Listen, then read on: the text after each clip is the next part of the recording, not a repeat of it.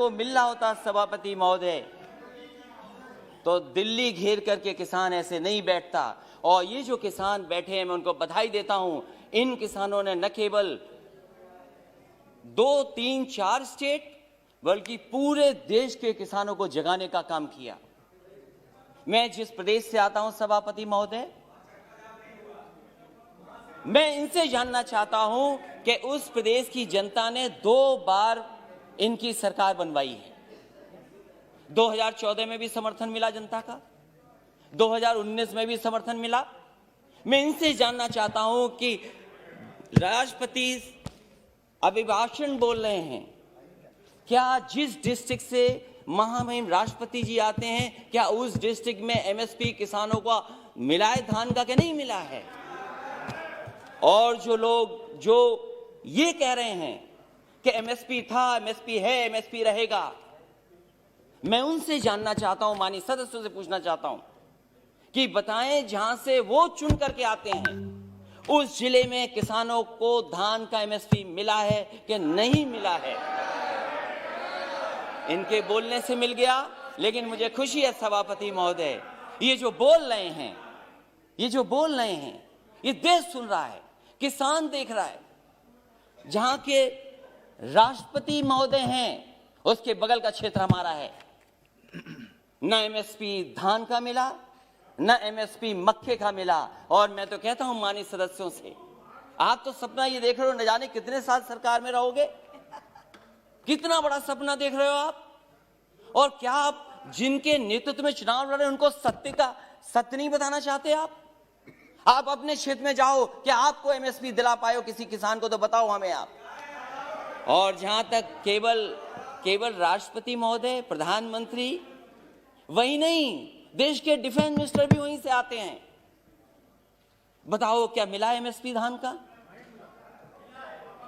उसके बाद केवल यही नहीं है, न जाने कितने गवर्नर उत्तर प्रदेश से बनकर के दूसरे प्रदेश में बैठे हैं। क्या वो गवर्नर साहब अपने गांव में जाकर के नहीं पूछते, जिले में नहीं जानकारी करते कि एमएसपी मिल रहा है कि नहीं मिल रहा उनको धान को? और मैं सभापति महोदय आपसे कहना चाहता हूं, ये भारतीय जनता पार्टी का नारा था कि हम किसानों की आय दोगुनी कर देंगे। और राष्ट्रपति महोदय के भाषण में भी लिखा है कि मेरी सरकार आज न सिर्फ एमएसपी पर रिकॉर्ड मात्रा में खरीद कर रही है बल्कि खरीद केंद्रों की संख्या भी बढ़ा रही है। कहां खरीद केंद्र बने थे उत्तर प्रदेश में?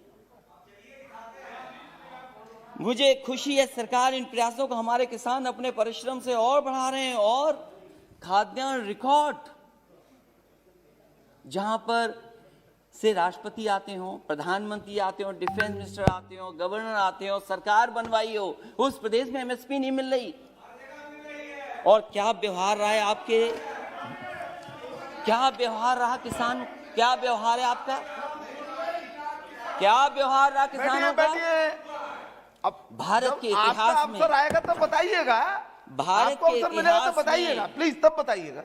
भारत के इतिहास में ऐसा व्यवहार किसानों के साथ कभी नहीं हुआ सभापति महोदय।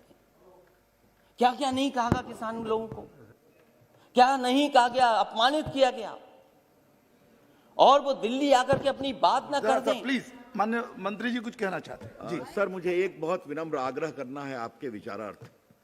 राष्ट्रपति जी के अभिभाषण पर धन्यवाद का एक चर्चा चल रही है सर। राष्ट्रपति जी की एक परंपरा होती है, प्रधानमंत्री, गवर्नर सबके लिए कह रहे हैं, लेकिन राष्ट्रपति जी के जिले में एमएसपी मिला कि नहीं मिला, ये एक बार आप परंपरा को देख लें। इस तरह का संदर्भ मेरे 20 साल के संसदीय अनुभव में नहीं होता है। जी जी, वो भी मुख्यमंत्री रहे। आपने इंगित किया है, देख लेंगे। नहीं, मैं सभापति महोदय, अगर मंत्री जी ने ये बात, राष्ट्रपति का संदर्भ नहीं ले सकते हैं। सभापति महोदय, अगर ये सभापति महोदय अगर ये कोई संदर्भ में नहीं आए, लेकिन कम से कम हम जाने तो सही। ओके ओके, देख लेंगे। ओके ओके, देख लेंगे लिखा है। और प्लीज कंटिन्यू सर। राष्ट्रपति sir, that's all I have to say. स्वागत है, प्लीज उनके बगल की स्वागत है, बैठ जाइए। वो मुख्यमंत्री रहे हैं, वो भी जानते हैं, मुख्यमंत्री रहे उत्तर प्रदेश के। जी, ऐसा व्यवहार किसानों के साथ कभी नहीं हुआ। और कितना अपमानित किया गया उनको, क्या क्या कह करके नहीं बुलाया गया उनको।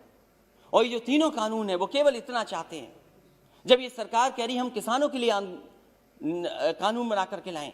अगर किसान उन कानून को नहीं स्वीकार कर रही है तो सरकार क्यों नहीं कानूनों को वापस लेती है?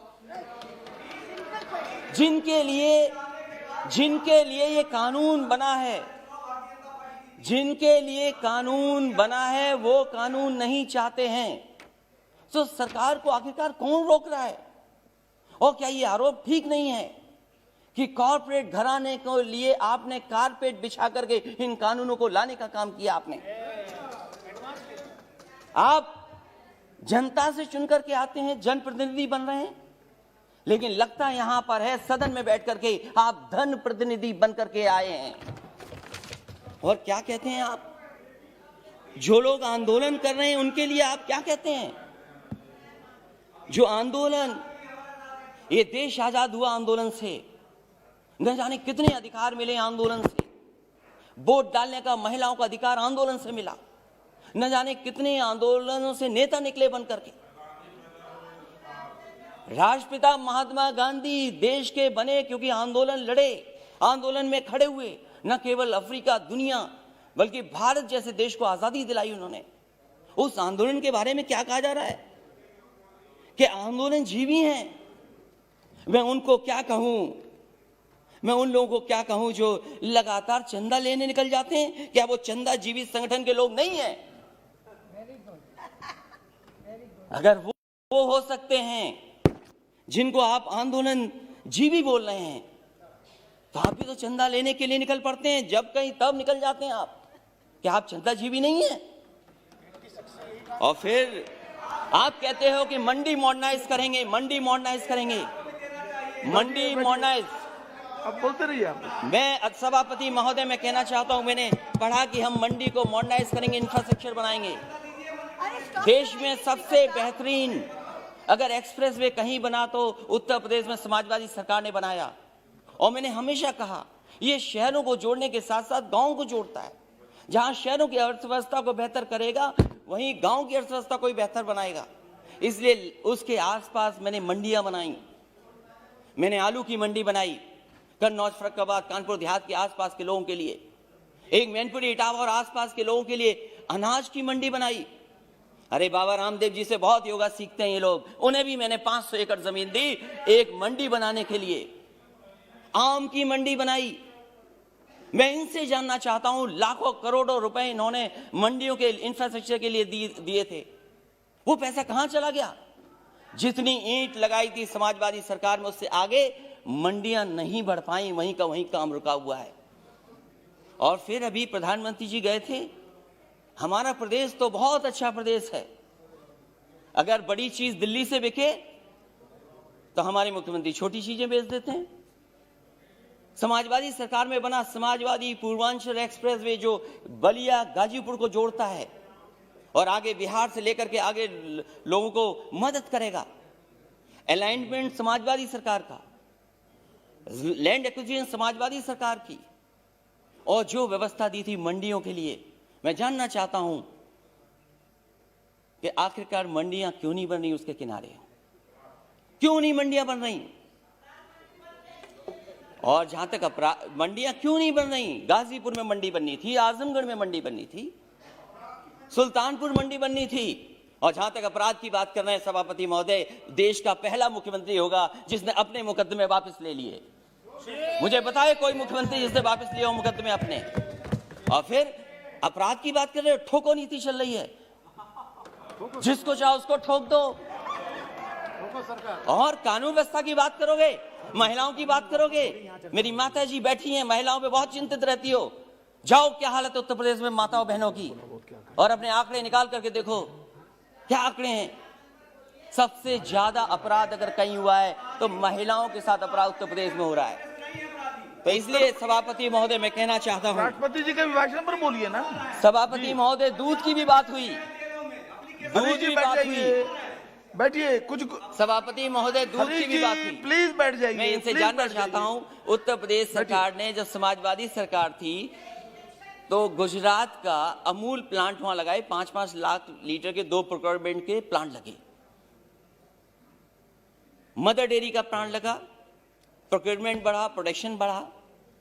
4 साल गुजर गए, एक नया प्लांट मिल का नहीं लग पाया। और दुख तो तब होता है जब लखनऊ के प्लांट में, अमूल में, वहां के लोगों का दूध नहीं प्रोक्योर हो रहा, गुजरात से आकर के प्रोक्योर हो रहा है दूध। वहां पर सरकार बनाए उत्तर प्रदेश, लाभ किसको मिले? इसलिए सभापति महोदय, समय मेरे पास आपने कम दिया, मैं धन्यवाद देता हूं, लेकिन मेरी यही गुजारिश है कि जहां किसान की जान चली गई है, मैं श्रद्धांजलि देता हूं, उनके परिवार के लोगों को नौकरी मिले। ये ऐसा दुर्भाग्य है जहां किसान अन्नदाता हमारा बैठा और सरकार नहीं सुन रही। और अहंकार तो बड़े बड़ों का नहीं बचा। ये वो किसान हैं जो कीले उखाड़ देते हैं, पेड़ उखाड़ देते हैं, बंजर जमीन को ठीक कर देते हैं। और समय आएगा सभापति महोदय, इस सरकार पे भी पटेला चलेगा। बहुत बहुत धन्यवाद। श्री दिलीप सैकिया जी। सभापति महोदय, मैं आपका बहुत धन्यवाद देना चाहता हूं कि आपने मुझे भारत के राष्ट्रपति जी के भाषण पे बोलने का मौका दिया है। मुझसे